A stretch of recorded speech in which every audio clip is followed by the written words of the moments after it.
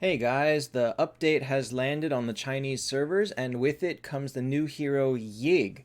So I wanted to take this chance to review a little bit of what he does. We've done some theory crafting on how he works, potential setups.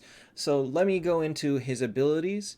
Also, the new skins have landed, so let's take a quick look at those first before I look at anything else. So here are the new skins. This is the new Skulled skin. It comes with 3% HP, 3% attack, and when she does a regular attack, she heals 2 random allies for 40% attack for 2 rounds. Pretty nice, maybe not required, but still a very, very nice looking skin. And here's the animation. Here is the new Yeag skin. This is a whack skin. It's 3% HP, 3% or 3 defense. When he takes an attack, he heals 20% attack. This is very minor because his attack stat is very low. We know that this skin will probably be available in a $100 purchase with him, or maybe in the battle pass or something. Overall, very ugly skin. And here is the new Olivia. Oh wait, here is his skill, and here is his regular attack. Here is the new Olivia skin. It's 3% attack and 7% extra damage to frozen enemies. Here's the skill, and here's the attack. This means that it's gotten from an event, so we will see how to get her. Most likely, the winter event that will come this coming week will probably be how we get her, but we'll have to see. All right, so I know there is a lot of text over there, but here is Yeag, the new hero, Horde Warrior. Going into his skills, we have, this is his 10 star, and I have that up there as well as his T4.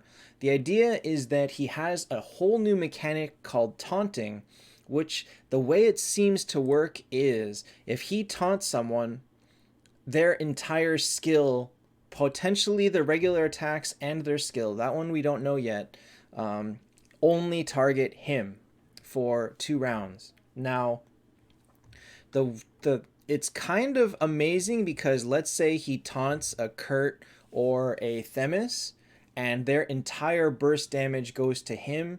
It could be pretty crazy.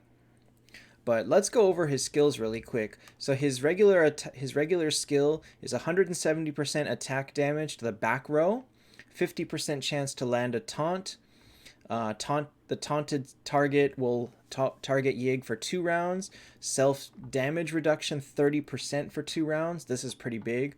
And remove all of his weakness statuses. This is kind of interesting because weakness is a slightly different category than bleed, burn, poison, but oh well.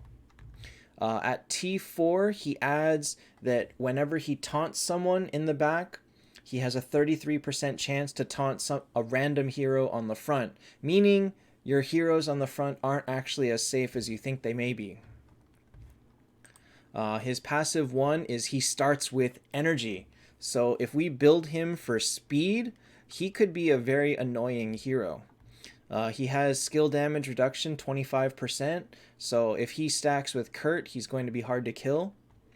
Also stacking his 30% damage reduction on his skill, and then 25% crit damage reduction, which is pretty solid against like Vegvisir.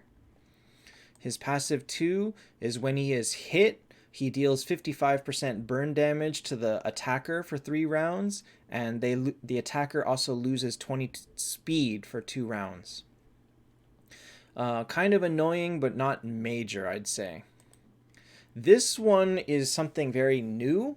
This is when he gets hit by a skill, he takes 40% of the damage immediately, and the other 60% is diffused, and he takes 20% each round for 3 rounds, meaning it's very hard to burst him down immediately because he's just going to take 60% and take it over 3 rounds instead of all at once. It doesn't apply to bleed, burn, poison. And also when he hits 50% HP, he heals himself for 380% attack for 3 rounds. So here's my take on him. He is going to be very, very disruptive. He's going to very much hurt backline burst teams. So if you have a Themis or a Bale in the back, he could potentially ruin a lot of your teams. If you have Kurt in the front, he's not going to be a huge issue. And the other thing is Taunt counts as a crowd control, meaning that it is blocked by Bubble. So we know this because these are the crowd controls: freeze, petrify, silence, and here is taunt. So if you have 3 bubbles on the back line, he's not going to taunt any of them. However, we do know that at T4, his ability that goes off on taunt, so I don't have it here, but whenever he lands a taunt, that's going to actually go off even if he gets blocked by Bubble, because that's the way Freya works. So if he lands a taunt and breaks the bubble, he still has 33% chance to taunt someone on the front line. So overall, I'd say he's a very good support hero. He's going to be very hard to kill, perhaps on par with Azathoth. He does no damage on his own. His HP is actually quite low, but that doesn't matter because of his damage reduction. So I think that he's going to be a great support if you've got a lot of damage or a lot of defense to work with. So if your team is designed to last a long time, you can throw him in there to last even longer. Or if your team is designed to burst them down, he can provide the defense to enable your team's burst. Most likely he will be in the next Keys event, which is coming. Actually, we'll see the spoilers in a couple hours. And most likely he'll be in the Miracle Eyes event after that, 2 weeks after that. So should you pull for him? This, I think, is up for discussion. I think that if you already have a solid team, I think he fits very well onto it.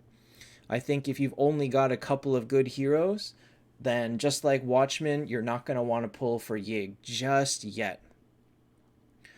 Also, because we don't know how this is going to work with the new up chest, if the new up chest is not Yeag next week and you can only max out at 3 copies, then I really think new players should not be pulling for him.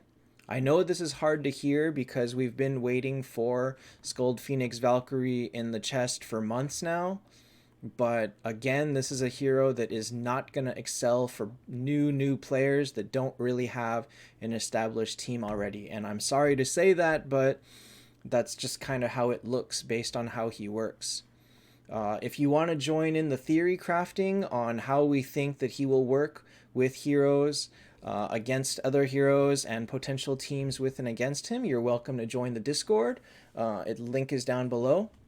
And we are currently hard at work discussing potential uses for him. So that is my take on Yeag, and I hope you enjoyed, and see you guys next time.